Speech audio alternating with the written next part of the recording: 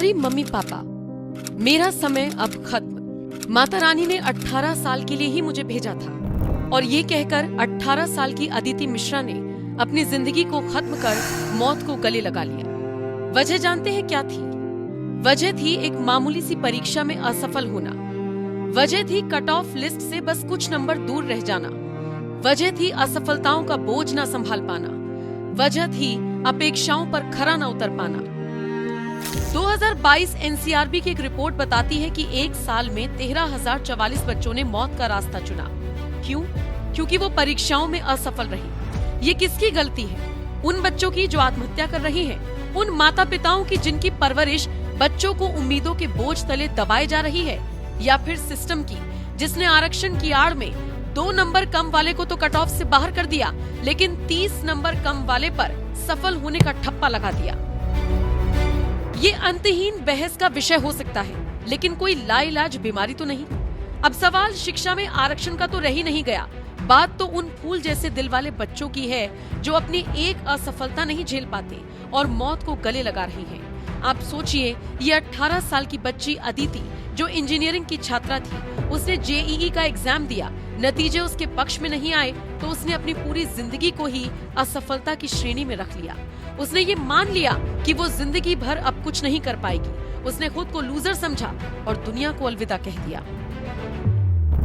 अदिति मिश्रा का परिवार संत कबीरनगर जिले का रहने वाला है। अदिति गोरखपुर में हॉस्टल में रहकर पढ़ाई कर रही थी। मंगलवार को जेईई का रिजल्ट आया जिसमें वो असफल हुई थी। हताश अदिति ने बुधवार को पहले अपने पिता को फोन किया, उनसे रिचार्ज कराने के लिए कहा और उसके बाद सीधा उसकी मौत की खबर आई। फांसी लगाकर जान देने वाली अदिति ने एक सुसाइड नोट छोड़ा। अदिति ने सुसाइड नोट में लिखा, सॉरी मम्मी पापा, मुझे माफ कर देना, मैं ये नहीं कर पाई। ये हमारे रिश्ते का अंत था। आप लोग अच्छे हैं, हमेशा सपोर्ट किए, मुझसे हमेशा प्यार किया, लेकिन मेरा समय अब खत्म हो चुका है। ऐसा समझिए कि माता रानी ने बस 18 साल के लिए ही मुझे भेजा था। इतने साल मेरे लिए स्वर्ग था। मुझे आप लोगों के रूप में भगवान जो मिल गए थे। आप लोग मत रोना, आपने मुझे बहुत प्यार दिया। मैं आपके सपने पूरे नहीं कर पाई। आप लोग छोटी का ख्याल रखना, वो जरूर आपके सपने पूरे करेगी। आपकी प्यारी बेटी अदिति। अदिति का इस तरह से अपनी जिंदगी खत्म कर लेना खबर मात्र नहीं है, ये सबक है माता पिता के लिए जो अपने बच्चों पर अपनी आकांक्षाओं का बोझ लाद देते हैं। ये सबक है उन बच्चों के लिए भी जिनके लिए महज एक आम सी परीक्षा जिंदगी से बड़ी हो जाती है। शायद इसीलिए प्रसिद्ध बिजनेसमैन गौतम अडानी ने इस खबर को देखकर दुख तो जताया ही, साथ ही साथ देशवासियों को एक बहुत अच्छा संदेश भी दिया। गौतम अडानी ने लिखा, अपेक्षाओं के बोझ तले दबकर एक होनहार बेटी का यूं चले जाना हृदय विदारक है। जीवन किसी भी परीक्षा से बड़ा होता है। ये बात अभिभावकों को खुद भी समझनी होगी और बच्चों को भी समझानी होगी। मैं पढ़ाई में बहुत सामान्य था। पढ़ाई एवं जीवन में कई बार असफल भी हुआ, लेकिन हर बार जिंदगी ने नया रास्ता दिखाया। मेरी आप सभी से बस इतनी सी विनती है, असफलता को कभी आखिरी मंजिल न समझें, क्योंकि जिंदगी हमेशा दूसरा मौका देती है। सिर्फ अडानी ही नहीं, जाने माने पत्रकार अजीत भारती ने नरेंद्र मोदी को टैग करते हुए लिखा, प्रिय नरेंद्र मोदी जी, तंत्र ने अदिति मिश्रा की हत्या कर दी। सामान्य वर्ग के कट ऑफ से 2 कम पाने पर उसे भविष्य अंधकारमय दिखा।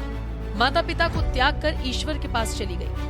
वह इससे 30 कम लाने वाले आईआईटी में जाएंगे, 4 वर्ष बर्बाद करेंगे, फेल होते रहेंगे और अंततः पास होकर भी नौकरी नहीं कर पाएंगे। मैं शिक्षा में आरक्षण के विरोध में नहीं हूँ, परंतु 92 और 62 के अंतर के विरोध में हूँ। जब ऐसे अवसर का आंकड़ा 90% को हर वर्ष अनुत्तीर्ण होने के लिए दिया जाता रहेगा तो ये अंतर कभी नहीं घटेगा। भारत में हर घंटे एक छात्र छात्रा आत्महत्या करते हैं। इनमें से बहुत अदिति की तरह के होते हैं जिन्हें पता होता है कि तंत्र उनकी सहायता नहीं कर सकता, जो हर दिन ये देखते हैं कि नहीं पढ़ने वाले लिस्ट में नाम देखकर नाचते हैं और पढ़ने वाले पंखे पर लटक कर जान दे देते हैं। बहरहाल अदिति मिश्रा की मौत की खबर से हर कोई स्तब्ध है।